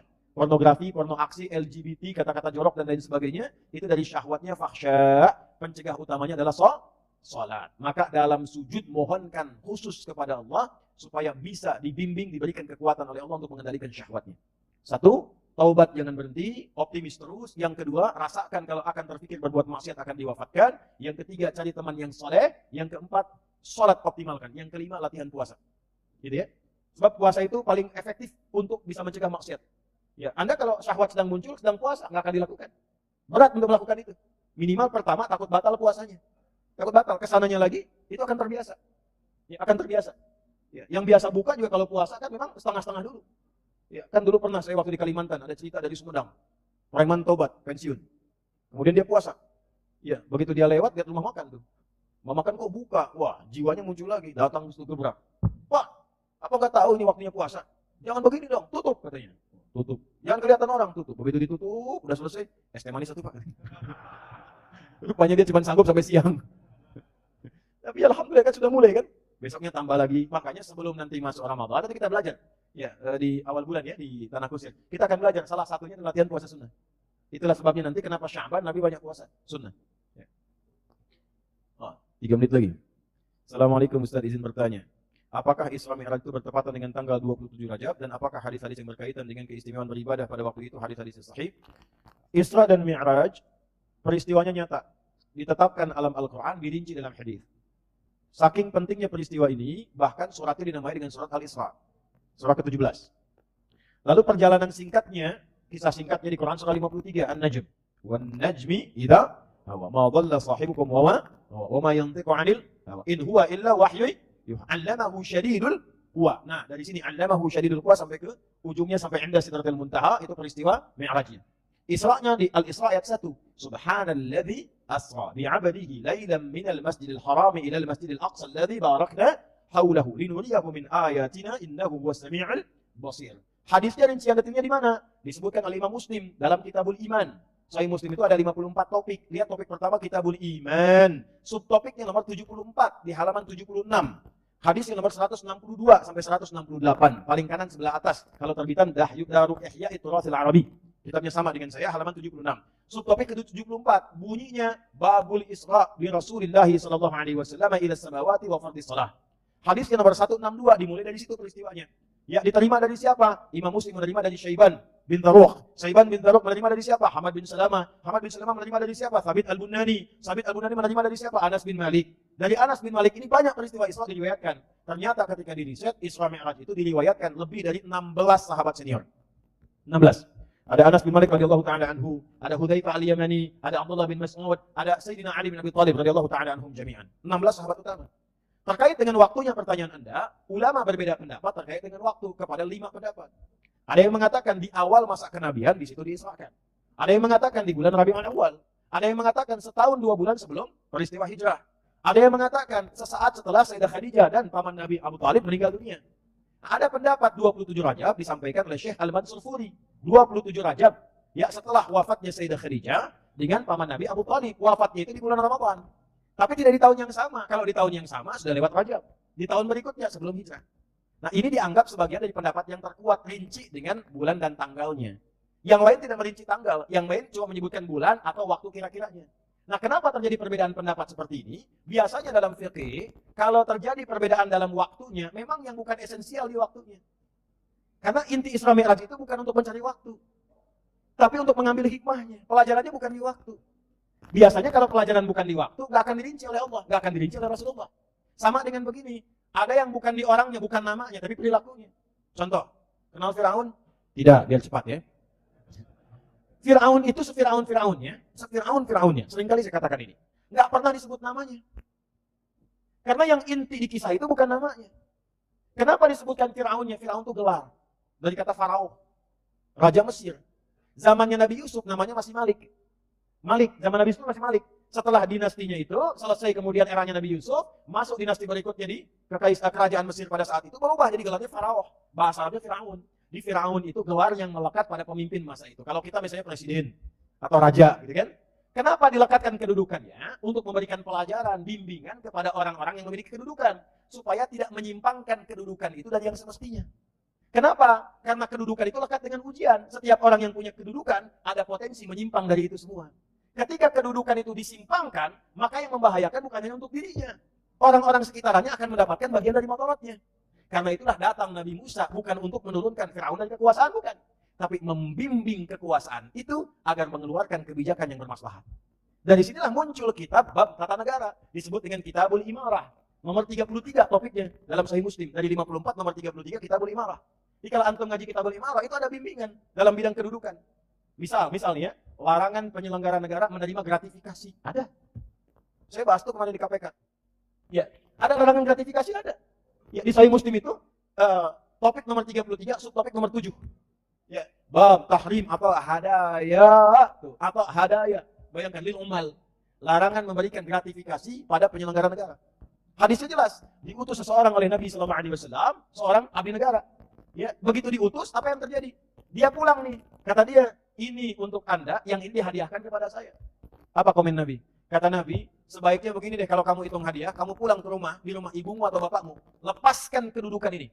Kira-kira lihat, kalau kamu pensiun, nggak kerja di sini, nggak dikasih jabatan, masih dapat hadiah nggak? Itu. Nabi jaga betul, jangan sampai pemberian gratifikasi ini merubah cara pandang engkau dalam bekerja. Ya, yang seharusnya pajak segini, udah kurangi aja deh, karena dikasih gratifikasi. Yang seharusnya tugasnya begini, dikurangi nilainya karena diberikan gratifikasi. Itu ada babnya sendiri. Nah, itulah dalam Islam seperti itu, komplit semuanya. Di antara satu dengan bagian yang lainnya terukur. Nah, Isra Mi'raj itu yang dilihat bukan waktunya. Karena yang esensialnya bukan itu. Apa hikmah dari situ? Dibagi 3. Ada pra Isra Mi'raj, ada saat Isra Mi'raj, ada pasca Isra Mi'raj. Bagaimana kita membahas itu semua? Nanti akan tayang di YouTube Al-Hidayat Official, insya Allah, dalam waktu dekat. Ya. Dibahas dari sebelum ada apa, kemudian di pertengahannya ada apa, hadiahnya apa, kenapa sholat, kenapa harus bolak-balik Nabi Muhammad naik atas sarannya Nabi Musa alaihissalam. Itu ada hadisnya, nomor hadis 162 di Sahih Muslim, paling kanan di pertengahan. Ada, bolak-balik itu bukan. Kan kalau kita kadang-kadang kalau nggak tahu ilmu begini kan, nggak ada kerjaan, ngapain bolak-balik. Ya. Nah itu babnya nggak pakai iman bacanya, makanya Imam Muslim menempatkannya di Kitabul Iman. Ya. Itu gambaran semacam itu ada maknanya. Kenapa harus ke Nabi Musa dulu? Kenapa bukan Nabi Ibrahim? Kan tingkat ke-7 Nabi Ibrahim. Kenapa harus ke Nabi Musa? Itu nanti ada nyambung ke genealogi umat Nabi Musa terkait dengan Yahudi. Ada. Jadi kalau kita ngajinya khatam, semua aspek itu ada. Berbahagialah sebagai semua muslim. Sebagai seorang muslim bahagia. Karena semua tuntunannya jelas. Aspek ketuhanan jelas. Enggak banyak pertanyaan. Siapa Tuhanmu? Allah, selesai. Selesai. Jadi kita tuh enggak pusing. Ya. Enggak, kalau saya bahas ke yang lain ntar tersangka saya. Itu kan sekarang kan eranya beda gitu ya. Padahal kita kan berargumentasi ya. Nanti kalau bab tauhid atau misalnya diskusi ya nggak apa-apa kita bahas ya. Jadi kalau kita bandingkan dulu biasa-biasa aja kalau kita bahas bab tentang akidah, bandingkan. Kenapa dalam Islam misalnya lam yalid wa lam yulad, Tuhannya tidak beranak, tidak beranakan. Kenapa dalam Islam Allah tidak dilahirkan? Supaya nggak banyak pertanyaan salah satunya. Ya kalau lahir dari ibu tadi ditanya siapa bapaknya. Ya jadi rumit. Karena itu kaidah pertama ketuhanan laisa kamitslihi syai', nggak boleh sama dengan makhluk. Sebab kalau ada sama dengan sifat makhluk, maka ada potensi dari makhluk menjadi Tuhan. Sederhana. Ibadah lengkap. Dari mulai takbir sampai salam, semua jenis ibadah aturannya lengkap di Islam. Dan itu bukan rekayasa. Itu petunjuk langsung, makanya semua sama. Di Arab, ya di Arab tuh, di tanah suci dengan di tanah kusir, sholatnya sama. Awal sampai akhir. Puasa Ramadan menjalaninya tarawihnya sama. Semua sama, bacaannya sama. Nggak ada sholat di Padang pakai bahasa Padang, Jakarta pakai bahasa Jakarta. Allahu Akbar, itu di Arab Pak. Kalau di sini Tuhan gua gede, nggak begitu juga. Allahu Akbar juga, sama, ya kan? Nah, ini gambarannya ya. Jadi ada esensi yang terletak dalam setiap ibadah itu yang ditemukan. Jadi kalau yang bukan esensial jangan diperdebatkan. Itu Isra Mi'raj itu bid'ah karena waktunya aja nggak jelas. Anda yang nggak jelas pemahamannya. Yang bid'ah itu pemahaman Anda karena nggak jelas. Ayatnya jelas, hadisnya jelas. Kalau ingin diperjelas, dikaji babnya, diambil hikmahnya, dipraktekkan dalam hidup. Itu problemnya yang harus kita selesaikan. Jelas ya? Alhamdulillah. Saya kira sudah ada bonus 7 menit ya. Yang belum terjawab saya akan bawa. Mudah-mudahan dalam setiap kelapangan entah di perjalanan atau dalam waktu-waktu yang senggang. Insya Allah staf saya akan menghimpun. Kemudian kita jawab, mungkin bisa dilihat di tayangan video-video yang bisa kita tampilkan. Teman-teman sekalian, saya memahami barangkali ada harapan-harapan yang lebih untuk kita bisa teruskan. Tapi kita membatasi waktu karena kegiatan-kegiatan juga barangkali akan saling menyesuaikan. Kita akan akhiri dengan doa pada Allah Subhanahu wa Ta'ala. Mudah-mudahan dengan doa ini Allah melembutkan hati kita untuk mampu mengamalkan apa yang Rasulullah SAW tunjukkan kepada kita. Allahumma taqabbal minna innaka antas sami'ul alim wa tub 'alaina innaka antat tawwabur rahim. Allahumma rabbana atina fid dunya hasanah wa fil akhirati hasanah wa qina adzaban nar. Allahumma ij'al jam'ana hadza jam'an marhuma wa tafarraqana min ba'dihi tafarraqan ma'suma. Ya Allah, jadikan jamaah semua pada hari ini diberkahi oleh-Mu ya Arhamar Rahimin. Jadikan pertemuan kami pertemuan yang saling menguatkan dalam ketaatan dan kebaikan. Dan bila pun kami berpisah, jadikan perpisahan kami ya Allah menjadikan kami saling mencintai karena-Mu ya Arhamar Rahimin. La tada' lana fi maqamina hadza dhanban illa ghafartah. Ya Allah, jika ada pendosa di tempat ini jangan biarkan dia pulang kecuali Kau ampuni seluruh dosa-dosanya. Wa la hamman illa farajtah, jika ada yang gelisah maka mohon tenangkan hatinya. Wa la 'asiran illa yassartah, jika ada yang merasakan kesulitan mohon mudahkan dan angkat seluruh kesulitannya. Rabbana atina fid dunya hasanah wa fil akhirati hasanah wa qina adzaban nar. Wa sallallahu ala sayyidina Muhammad wa ala alihi wa sahbihi ajma'in. Wa akhiru da'wana subhanakallahumma wa bihamdika asyhadu an la ilaha illa anta nastaghfiruka wa natubu ilaik. Walhamdulillahi rabbil alamin. Jazakumullah khair. Yang berasal dari Sulawesi, khususnya dari Sinjai, insyaallah besok malam saya ada di Sinjai. Ya, silahkan bisa terhubung, yang di sini bisa belajar. Assalamualaikum warahmatullahi wabarakatuh.